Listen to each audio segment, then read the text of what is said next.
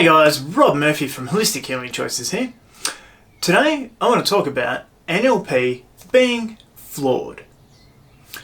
So not so much flawed, but maybe even just missing something vital that may be stopping you from getting the results that you truly want from it.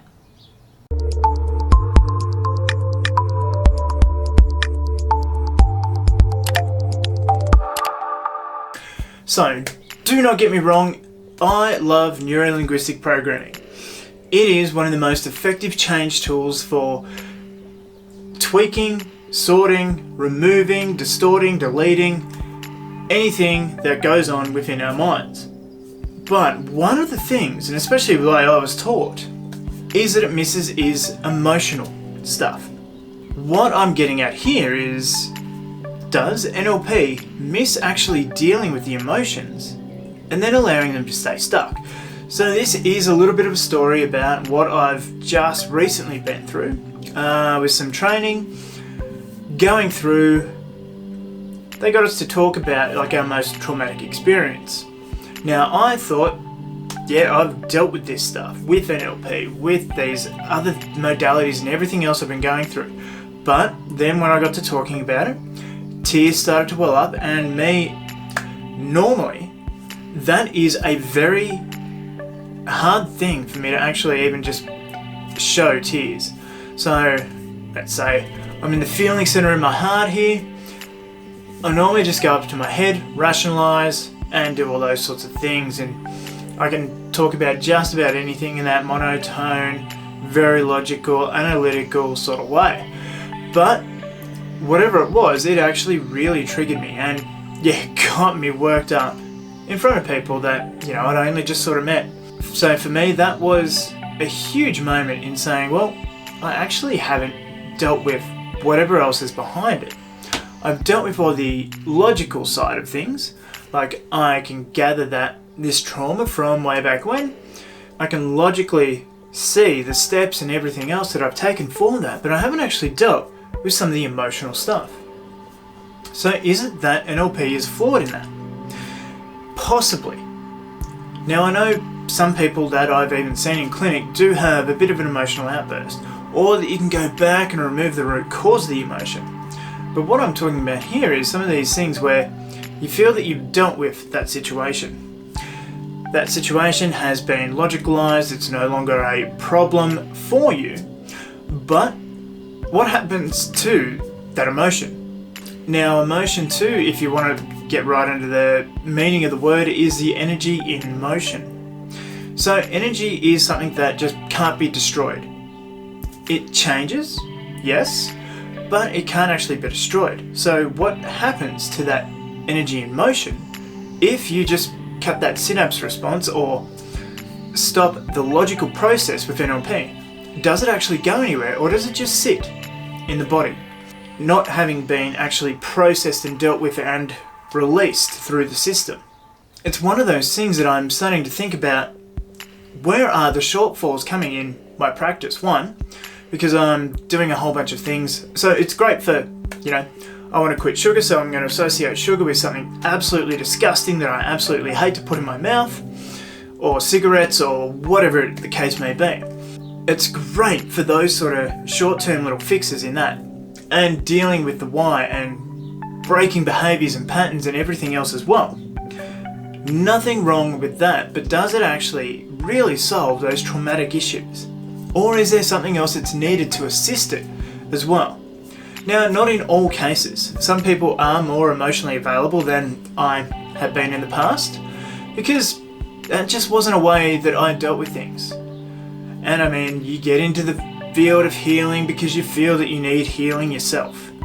It's just been something that's been brought to my attention and that I thought was very interesting, because you do have all of these people sprouting, and especially coaching and everything nowadays, coming in, we'll remove your limiting beliefs, we'll get you past these roadblocks, we'll do all this sort of stuff, and they're just, once again, going through that NLP model. But does it actually help or change, or does it sort of get you to a stage where you're going along, and then you have that traumatic breakdown because you haven't actually dealt with what's been fueling that fire? I'm extremely grateful that I've actually had this experience, and it's shown me too that maybe there is a little bit more work to do with people with dealing with this stuff as it shows up in clinic, rather than just going through the logical NLP process steps. You know, that's what's so attractive about it to me as a male too, as to an ISTP, if you're looking at the Myers-Briggs side of things, is that process. And if that process doesn't work, how do we get around it?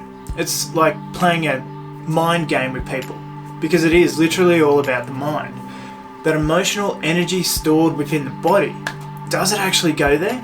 Or does, once that wiring stops and you stop thinking about that traumatic problem, or that whatever the case may be, does the emotion that was attached to it just sit there?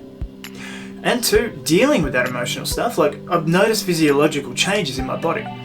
Not just a little bit of a beard, but like literally thinner. Like the inflammation goes out of my body when I deal with that stuff. Whether it be through breath work, whether it be through actual like trigger release sort of body work as well. And whether it just be through just having a bit of a cry, which is something that is normally pretty foreign to me. But being able to express that openly too has been great. For a long time too, I felt like there was something missing with the NLP world, and this may very well be what it was. So going forward, I would like to see a lot more practitioners, coaches, everybody adapting this, adapting more tools to their toolbox, rather than we're just going to do this and you're going to feel better from it. Because yeah, you may feel better, but it's like, is it just that little band-aid solution that once that band-aid falls off, you're still left with that emotional energy, and it's like, what the hell is this? The problem's been dealt with, the problem doesn't exist anymore, but I've still got all of this whatever, this erratic emotional energy just charging in my body, just holding there. And I don't know what to do with it. Is this just how I operate now? Can I release it? Yes, you can.